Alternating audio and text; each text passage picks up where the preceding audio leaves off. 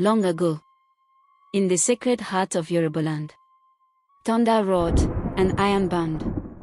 Two mighty Orishas, Sàngó, god of thunder, fierce and proud, and Ogun, god of iron, silent and unyielding.